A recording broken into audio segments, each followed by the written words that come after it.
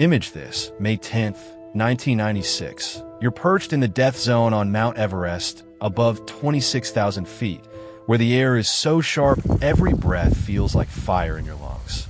You've pushed your body past every known limit, but now nature strikes back. This wasn't some accident. This was one of the deadliest days in Everest history. A sudden blizzard trapped climbers far from safety and buried dreams under sheets of white fury. Among them was Dr. Beck Weathers, a father, husband, and pathologist from Texas, a man whose name most people only know because of a literal miracle on ice. But ask yourself, if your body failed, if your vision vanished, if frostbite clawed at your flesh, how far would you go to survive? That question is what defined Beck's unimaginable journey. This isn't just a survival story. It's a biological impossibility. It's a tale of a man who was written off by the world twice in 24 hours, who felt the cold hand of oblivion closing around his throat and simply refused to die. Today, we're going beyond the headlines of the 1996 Everest disaster. We're looking at the near-supernatural resurrection of Beck Weathers. How far would you go to see your family one last time? And if you did make it back, would you be the same person who left? To understand the miracle, you have to understand the carnage. May 10th, 1996 remains one of the deadliest days in the mountain's history. It's been immortalized in John Krakauer's In a Thin Air, but for Beck Weathers, the nightmare started long before the storm. Beck was a pathologist from Dallas, Texas. He spent his days diagnosing death under a microscope, but inside, he was battling a crushing depression. He sought the mountains to feel alive. But Everest doesn't care about your midlife crisis.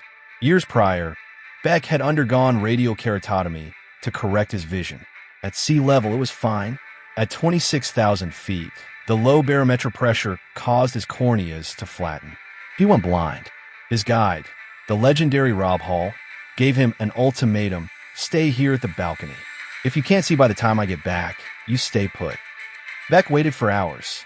He watched the sun dip. He watched the clouds turn from white to a bruised purple. And then the sky exploded. By 6 p.m., a monster blizzard had swallowed the mountain. Temperatures plummeted to below 40 degrees. Wind screamed at 70 miles per hour. A group of 11 climbers, including Beck, became lost just 300 yards from the safety of Camp 4. In a whiteout, 300 yards might as well be 300 miles. They huddled together in a huddle of death to share body heat. By morning, most had been rescued by the heroic Anatoly Bukreev, but two were left behind, Yasuko Namba and Beck Weathers. When rescuers reached them the next morning, the scene was horrific. Yasuko was clearly dead. Beck was barely breathing, his right arm frozen solid above his head in a grotesque Heil gesture. Here is the cold, hard logic of mountaineering. If you try to carry a dying man at that altitude, you will likely die with him. The rescuers made the calculus of triage. They decided Beck was beyond help. They left him a second time. They radioed down to his wife, Peach, in Texas. Beck is gone. This is where science ends and something else begins. Beck lay in the snow for 15 hours in a hypothermic coma. Medical journals, like the Journal of Applied Physiology, tell us what should have happened. His blood should have turned to sludge. His internal organs should have crystallized. His brain should have flickered off like a dying light bulb. But Beck later described a blue spark in his mind. He saw a vision of his wife and children. It wasn't a warm memory. It was a physical jolt. He stood up, on feet that felt like wooden blocks, with a right arm that was literally a club of ice. He began to walk. He didn't know where Camp 4 was. He just chose a direction and stumbled. He was a ghost walking through a graveyard. When he finally staggered into camp, his fellow climbers screamed. They thought he was a hallucination. A dead man had just walked into the tent and asked for a glass of water. Beck was alive, but his body was a wreck. His face was necrotic, jet black and shrunken. His right arm was dead tissue. The rescue that followed was equally miraculous. Lieutenant Colonel Madan Khatri Chetri of the Nepalese Army performed one of the highest altitude helicopter landings in history. He pushed his machine to the absolute limit of physics, where the air is too thin for rotors to grip to pluck Beck from the mountain. Most people would see this as a tragedy. But for Beck, the new Beck, it was a fair trade. The depression that had fueled his climb was gone, burned away by the cold. Surgeons eventually grew a new nose for Beck on his own forehead before migrating it to his face. It was a long, painful reconstruction of a man who had been broken into pieces. Beck was alive, but his body was a wreck. His face was necrotic, jet black and shrunken. His right arm was dead tissue. The rescue that followed was equally miraculous. Lieutenant Colonel Mudan Khatri Chetri of the Nepalese army performed one of the highest altitude helicopter landings in history. He pushed his machine to the absolute limit of physics, where the air is too thin for rotors to grip to pluck Beck from the mountain. Most people would see this as a tragedy. But for Beck, the new Beck, it was a fair trade.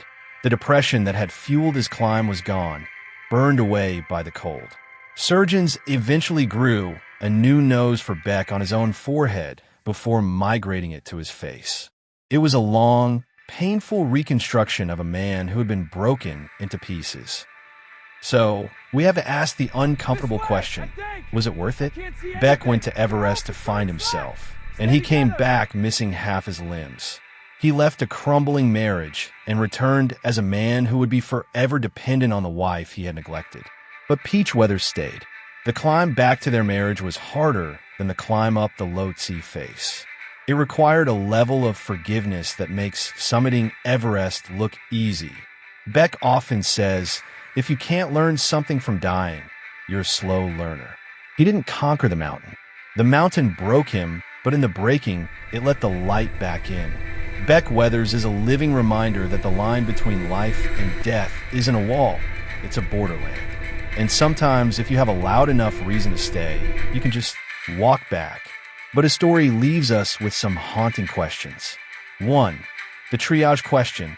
If you were the guide, could you have made the call to leave Beck behind to save the others? 2. The motivation question. Is it selfish to risk your life for a mountain when you have a family waiting at home? 3. The survival question. What is the blue spark in your life? What is the one thing that would make you stand up if the world left you for dead? If this story gripped you, hit that like button. Did Beck's survival blow your mind? Subscribe for more tales of grit, from history's unsung heroes to modern miracles.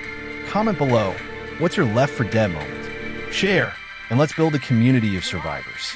Thanks for watching. Now go conquer your day.